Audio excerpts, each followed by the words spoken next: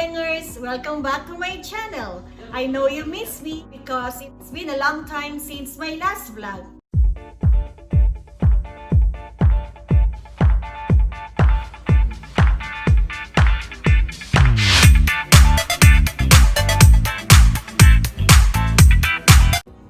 Today's vlog is different from my previous videos because it is a new content, and my topic for today is about how to become a smart employee.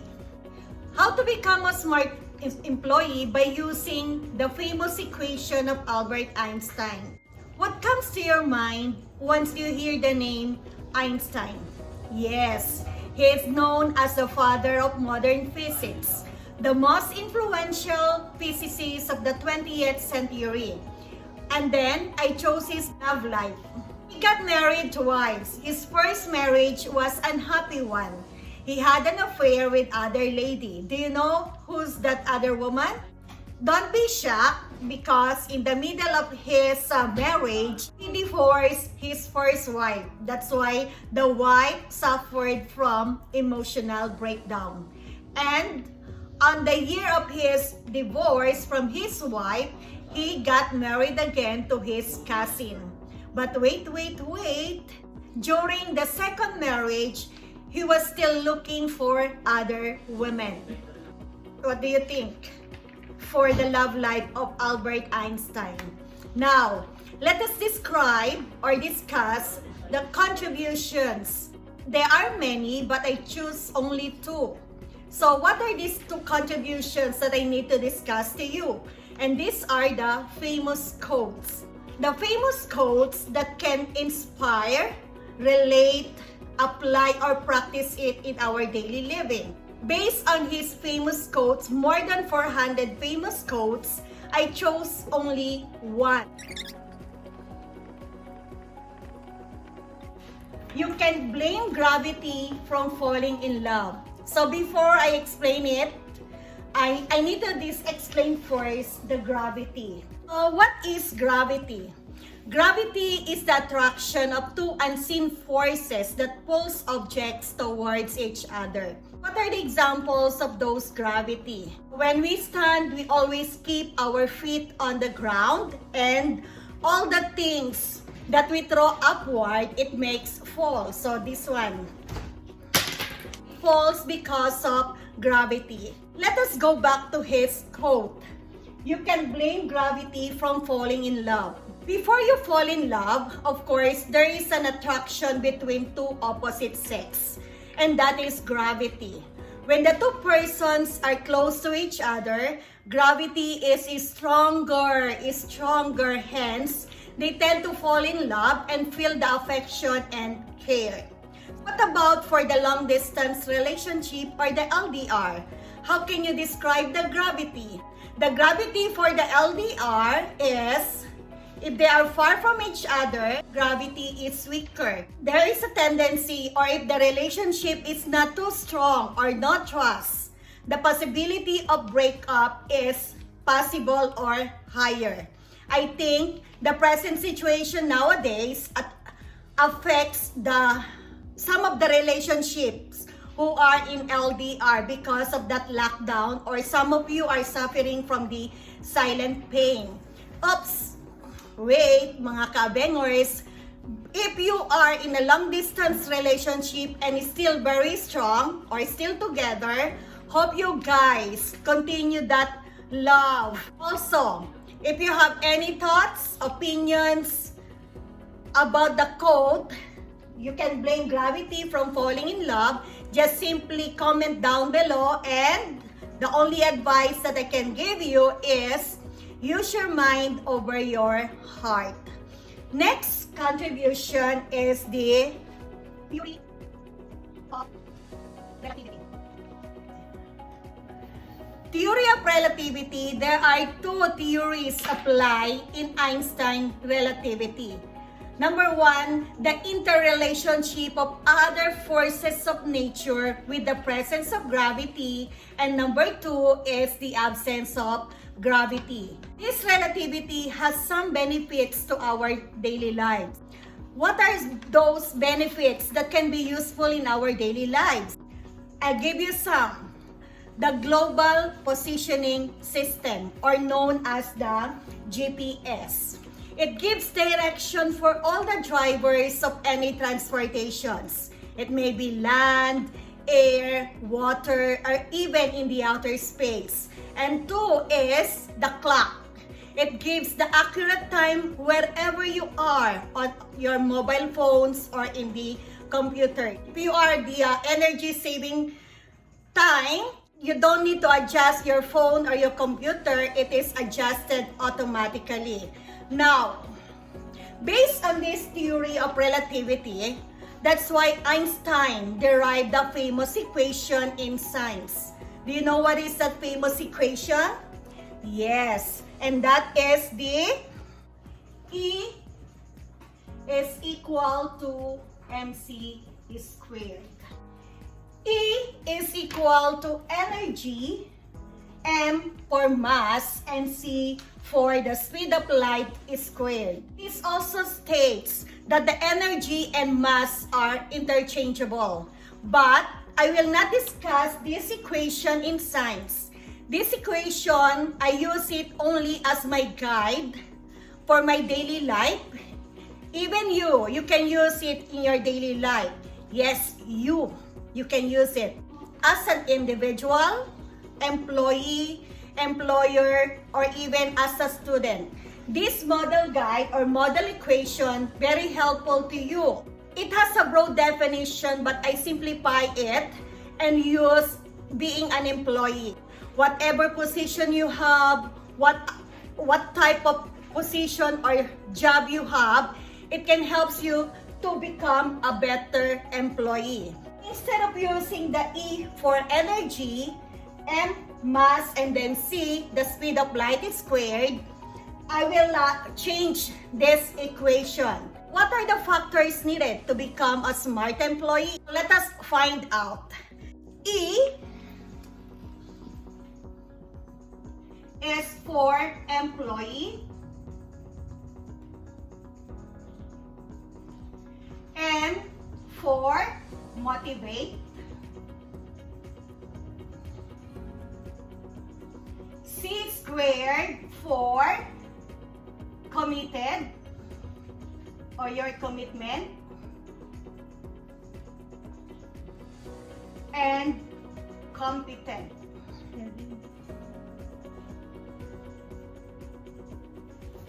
The MC squared, these are the traits or the qualities needed being an employee.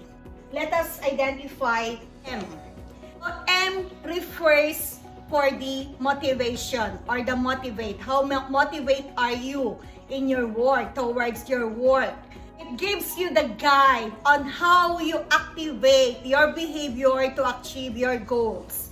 It refers to your desire, your drive, your motives, or willpower to achieve that goal. There are many ways to motivate the employees. I have only few of them, and these are the following.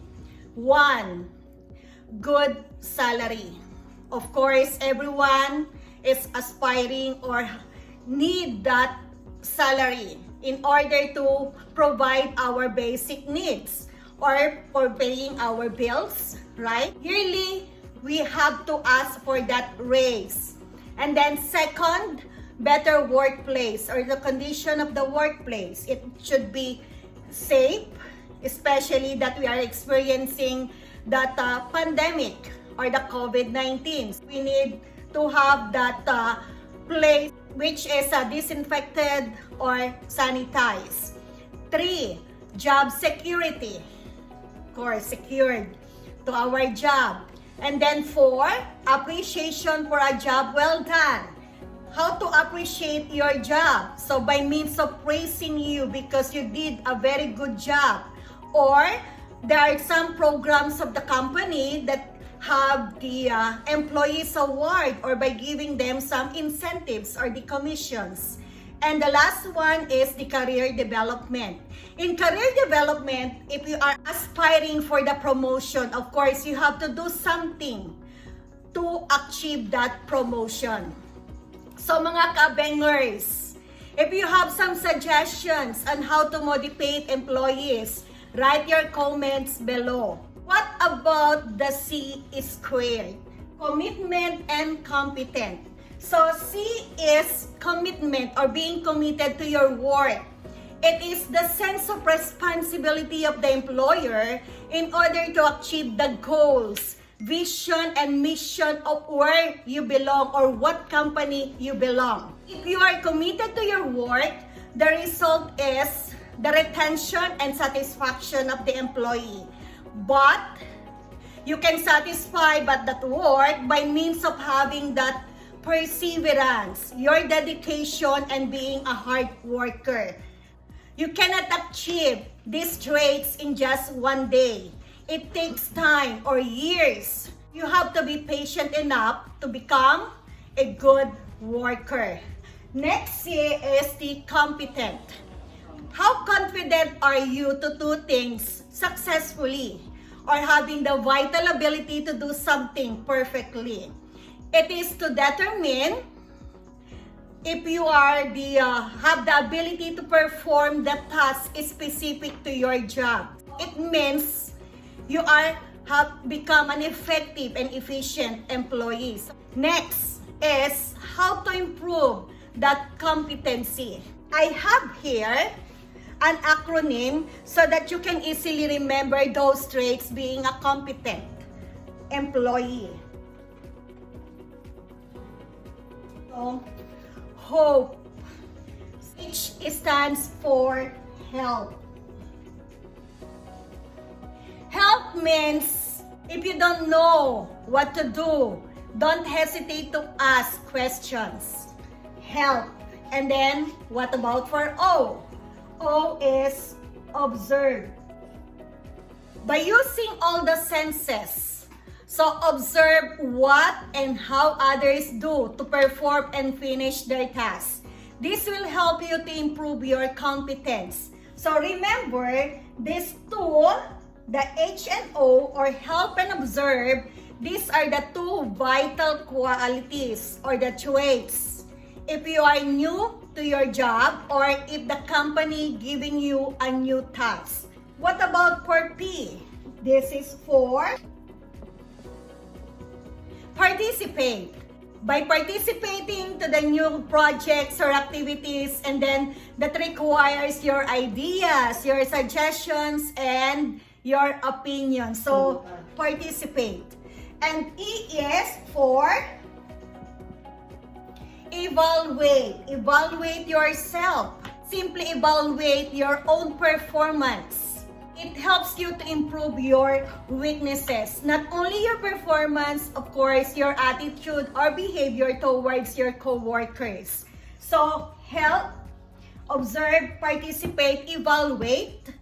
That is for hope. Aside from hope, I also use the word COVID. Very timely, right? So, COVID. C stands for consistency. Consistent employee is predictable, dependable, and trustworthy. Even nobody sees you, you're still doing your task in the right manner and on time. Even that your supervisor, your managers are not here or not in your workplace, you are doing your job well. So that is consistency. What about for O? O is open-minded. Open-minded employee, you are willing to accept bad or good criticism and with respect. So be respectful and avoid being bitter. Be happy and appreciate other employees' achievements or be flexible. If you receive some negative comments, just simply accept it. Keep silent. You don't need to react. Just think that, okay, you have to prove them that they are wrong for their criticism. So make it as a positive one. Next is the V or visualize.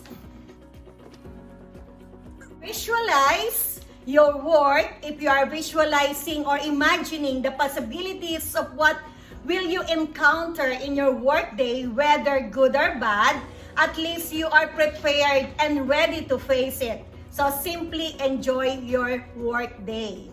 I is improvement. So improvement. You have to invest in personal development. Your personal development, which made up your intellectual, psychological, and the emotional experiences. How can you improve yourself?